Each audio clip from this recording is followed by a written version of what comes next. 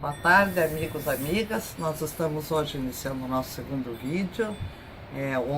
Hoje já colocamos no ar o primeiro. E esse segundo vídeo, nele nós estamos dando continuidade ao mesmo tema do vídeo anterior, que são as noções de concreto e abstrato na sala de aula. Então, só lembrando como uma síntese do vídeo anterior, que o abstrato é uma formulação mental, uma formulação ideal, ou seja, do campo das ideias, sobre a realidade concreta. Através dessa formulação, nós fazemos sínteses nas quais nós apreendemos a diversidade a partir de um conceito unificador, cujo conceito nós extraímos de uma qualidade comum aos concretos, as coisas realmente concretas, as coisas existentes, independentemente do pensamento. Agora, uma questão importante que é preciso ainda esclarecer é que o concreto propriamente dito, ele tem várias qualidades, ele tem várias propriedades. Então aqui eu tenho diferentes concretos e eles têm aí várias qualidades. O concreto, ele está sempre unido a todas as suas qualidades, ele reúne todas as suas qualidades. Agora, quando eu elaboro uma abstração, eu justamente abstraio diversas qualidades, eu suspendo mentalmente, entre aspas, ignoro mentalmente uma série de qualidades ou de propriedades daquele concreto, e me aproprio de uma qualidade comum para poder formar um determinado conjunto.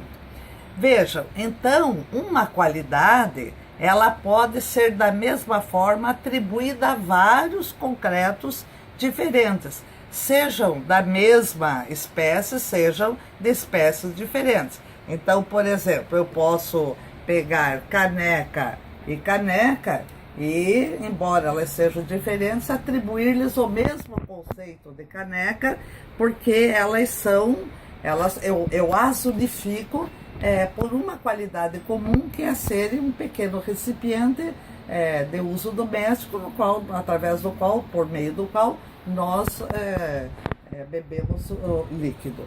Então, essa característica comum, ela não está aparecendo sensorialmente nas canecas, mas ela é uma qualidade que vem do uso social das canecas. Agora, veja, a caneca também tem uma outra propriedade que eu ignorei no processo de abstração, que é o material do qual ela é produzida. Então, essa caneca é produzida de vidro, essa outra caneca é produzida de ágata. Agora, por exemplo, quando eu for falar em vidro, eu já não estou mais falando de caneca. O conceito já é outro, a abstração já é outra, é vidro. Então, tanto será vidro o material desta caneca, como deste outro recipiente, deste outro e deste outro.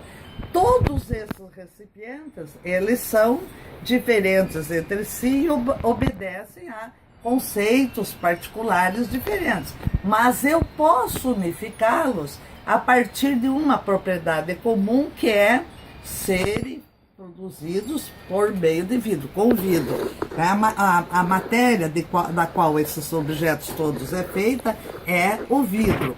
Mas vejam que daí, neste caso, eu estou me referindo a um outro conceito, ao conceito de vidro.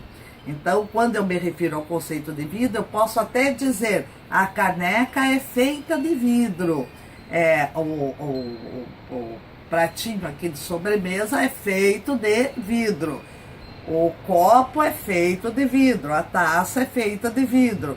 Então, eu posso atribuir esta propriedade de ser de vidro a qualquer um desses elementos, mas isto importa em que eu esteja trabalhando com o conceito vidro, porque se eu estou trabalhando caneca e digo a caneca é de vidro, eu não estou explicando a caneca, eu estou apenas atribuindo uma qualidade concreta a esta caneca concreta.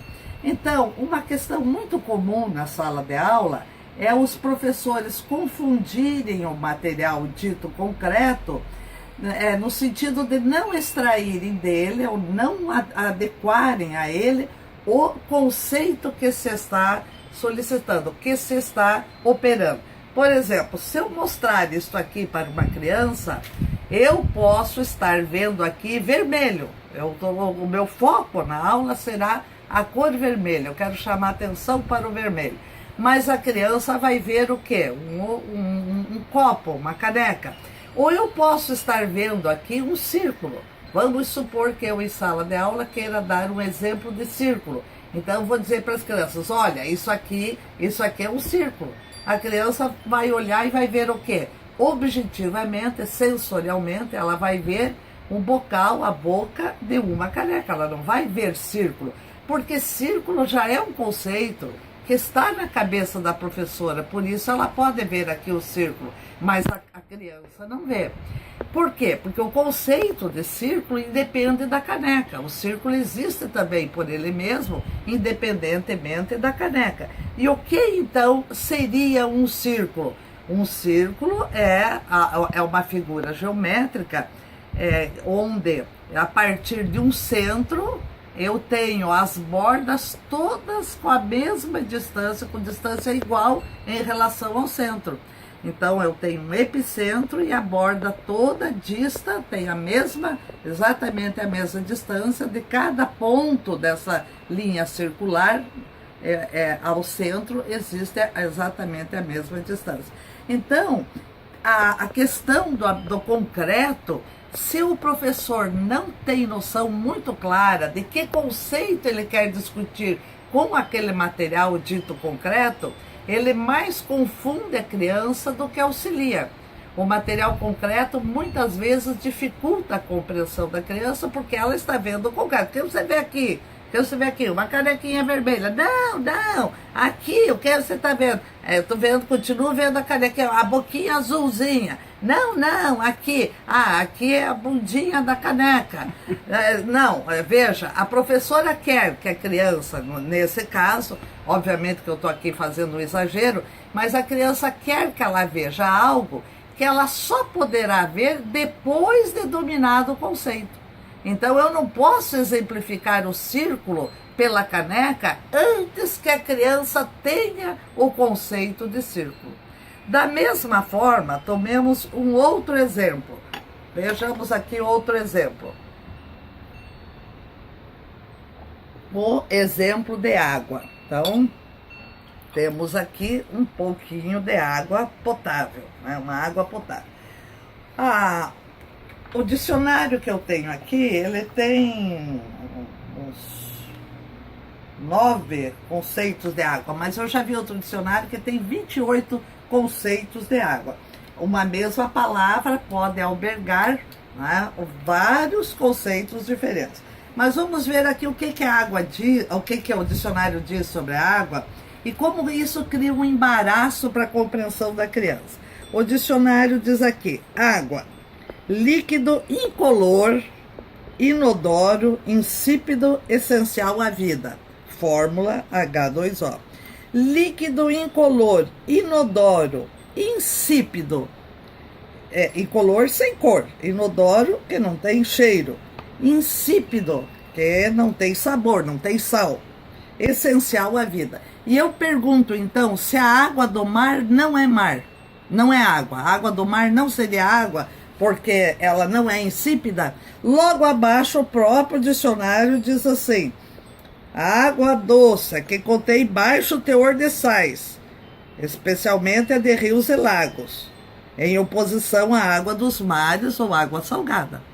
Então, veja, a forma usual, a forma cotidiana de uso de um conceito, ela requer uma elaboração para ir além desse saber cotidiano. Por isso é que a escola deve tratar de conceitos científicos.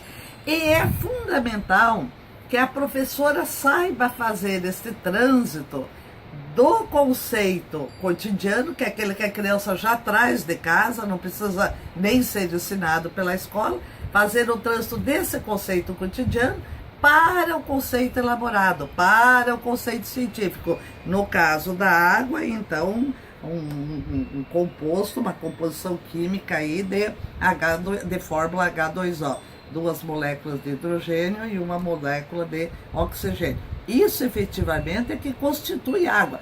Para fins científicos, esse é o conceito de água. Agora, para fins da vida prática imediata, não científica, para um uso mais corriqueiro, me basta saber que é insípida, inodora, etc. e tal.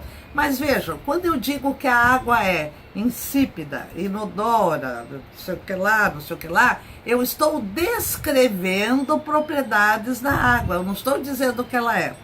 Então, esse é um outro equívoco recorrente na escola no uso do material didático, que é descrever características que estão presentes no concreto e que, portanto, a criança apreende sensorialmente aquilo, não precisa nem a professora dizer como é que é, porque ela está vendo, ou ela está palpando, ou ela está sentindo o sabor.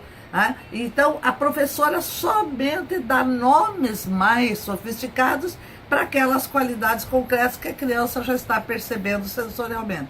Então, essa é uma outra limitação da escola. Então, a escola tem que tomar o cuidado de ir além da descrição. Não quer dizer que a descrição não seja relevante. A descrição é uma forma de falarmos, de expressarmos a realidade concreta. Mas a permanecermos na descrição é muito limitado. Então, é fundamental que a escola vá além daquele contato imediato, cotidiano, simples, às vezes até simplório, que a criança tem com os elementos concretos e consiga chegar ao conceito científico, cuja função da escola mais relevante é exatamente essa. O outro aspecto que nós queríamos destacar é o aspecto de não confundir, não usar material concreto sem dizer qual qualidade naquele material concreto você está tomando como conceito. Então, se eu quero falar de vidro, usando esse material concreto aqui, a criança precisa entender que eu estou falando de vidro, eu quero falar de vidro. Olha, o que é o vidro? Eu vou representar, vou mostrar para vocês coisas feitas de vidro. Aí, o ser caneca não interessa, o ser copo não interessa. Por exemplo, se eu quiser falar de vidro e disser assim, o vidro é um material muito útil, porque através do vidro, com o vidro dá para fazer canecas, copos, pratos, etc. Eu falei de utilidade, mas eu não falei do que vem a ser o vidro.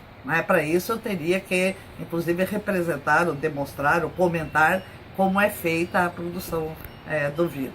Então, fica esse alerta para os professores, não confundirem descrição com conceito e, ao trabalharem com o material concreto, entenderem que a criança vê efetivamente o concreto. É só a professora que vê naquilo um conceito que já está na cabeça dela, como é o caso do exemplo que nós demos do círculo. A criança não vai ser capaz de ver aqui um círculo.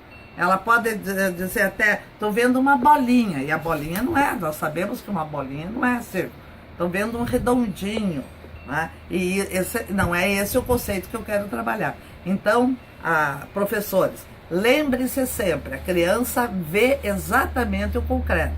Só quem já domina um conceito consegue ver aquele conceito nas coisas, nos concretos que o cercam. Então aqui, por exemplo, eu posso dizer que aqui eu vejo um cilindro, mas eu vejo um cilindro porque eu já sei o que é cilindro. Uma criança ou uma pessoa que não sabe o que é um cilindro, aqui não vai ver um cilindro.